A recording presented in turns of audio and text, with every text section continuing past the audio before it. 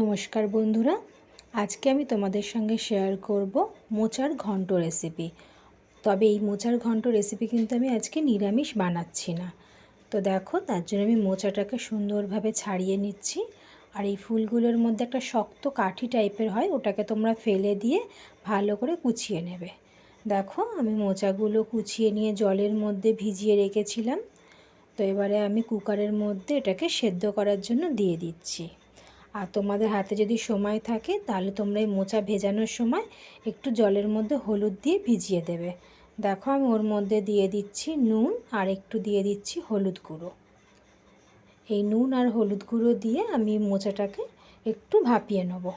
তো দেখো, কুকারের মধ্যে দিয়ে আমি এবারে ওটাকে বসিয়ে দেবো। আর আমি 2টো সিটি আসা পর্যন্ত অপেক্ষা করব। এই 2টো সিটিতেই ভালোভাবে ওটা সিদ্ধ হয়ে যাবে। আর দেখো, 2টো আলু নিয়েছি মাঝারি সাইজের। তো আলুগুলোকেও আমি ভালো করে কেটে নিয়েছি। দেখো, আমি যেরকম দেখালাম ওই সাইজে করে কেটে নেবে। দেখো, মোচাটা তো সেদ্ধ হয়ে গেছে, ওটাকে নামিয়ে ঠান্ডা করতে দিয়েছি।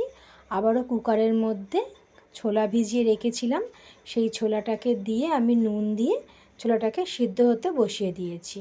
আর এদিকে দেখো, কড়ার মধ্যে সর্ষের তেল দিয়েছি, তার মধ্যে তেজপাতা, শুকনো লঙ্কা আর দিয়েছি একটু গোটা জিরে ফোড়নে। তো দেখো, ফোড়নের সুন্দর গন্ধ বেরোতে আমি ওর মধ্যে দিয়ে দিয়েছি ওই আলু কুচোগুলোকে দিয়ে নুন আর হলুদ দিয়ে খুব ভালো করে নাড়াচাড়া করে নেব। আলুগুলোকে সুন্দর করে ভাজতে হবে যেন একটা গায়ে সুন্দর রং ধরে যায়। তো আলুগুলো ভাজতে ভাজতেই আমি তার মধ্যে দিয়ে দিচ্ছি বেশ খানিকটা পেঁয়াজ কুচো আর লঙ্কা। তো দেখো, ওই পেঁয়াজ দেওয়ার কারণেই আমি তোমাদের প্রথমেই বললাম যে আমি নিরামিষ বানাচ্ছি না। তোমরা যদি নিরামিষ বানাতে চাও তোমরা তাহলে পেঁয়াজটাকে দেবে না। তো দেখো, আমি পেঁয়াজটা ওই আলুর সঙ্গেই ভেজে নেব। আলাদা করে আমি পেঁয়াজ ভেজে তারপরে আলু আর মেশাচ্ছি না। এটা তোমরা করতে পারো, এতে কি হয় তোমাদের তাড়াতাড়ি কাজটা আরও হয়ে যাবে। তো দেখো, মেশাতে মেশাতে এর মধ্যে দিয়ে দিচ্ছি ওই সেদ্ধ করে রাখা ছোলাগুলো। আবারও ভালো করে নাড়াচাড়া করব। দেখো, আলুটা তো সুন্দর করে ভাজা হয়েই যাচ্ছে, তার সঙ্গে পেঁয়াজটাও কিন্তু ভাজা হয়ে যাচ্ছে। তো দেখো, সুন্দর করে ভেজে নিচ্ছি। এবারে আমি এতে অ্যাড করব কিছু গুঁড়ো মশলা। তো দেখো, মশলার মধ্যে আমি নিয়েছি হলুদ গুঁড়ো, লঙ্কার গুঁড়ো, জিরের গুঁড়ো, ধনের গুঁড়ো আর নিয়েছি কাশ্মীরি লঙ্কার গুঁড়ো আর নিয়েছি নুন। তো দেখো, আমি সব মশলাগুলো দিয়ে দিলাম।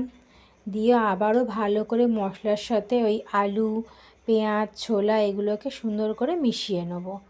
তো বন্ধুরা, এইভাবে তোমরা যদি বানাও, আমি তোমাদের কথা দিচ্ছি এত সুন্দর অপূর্ব স্বাদ হবে, তোমরা এইভাবেই বারবার বানিয়ে খাবে। তো দেখো, ভালো করে মিশিয়ে নিচ্ছি। এবারে এর মধ্যে একটু দেব সামান্য চিনি। এই চিনি দেওয়ার কারণে তরকারিটা মিষ্টি হবে না, কিন্তু একটা স্বাদের ব্যালেন্স হবে। তো দেখো, চিনি তো দিয়ে দিয়েছি। এবারে ওই সেদ্ধ মোচাটা ঠান্ডা হয়ে গেছে, ওটাকে হাত দিয়ে যতটা সম্ভব জলটাকে চিপে নেবে, তারপরে ওই ভাজা আলুর মধ্যে দিয়ে দেব। তো সব মোচাটুকু দেওয়া হয়ে গেছে। এবারে দিয়ে আমি ভালো করে মোচার সাথে আলুটাকে মিশিয়ে নিচ্ছি। তো দেখো, এই সময় পুরো মশলার যে ফ্লেভারটা সেটা কিন্তু এই মোচার মধ্যে ঢুকে যাবে।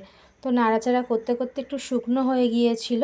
আর এই তরকারিতে বেশি জল ব্যবহার করা যাবে না, আমি খুব সামান্য পরিমাণ এতে জল দেবো।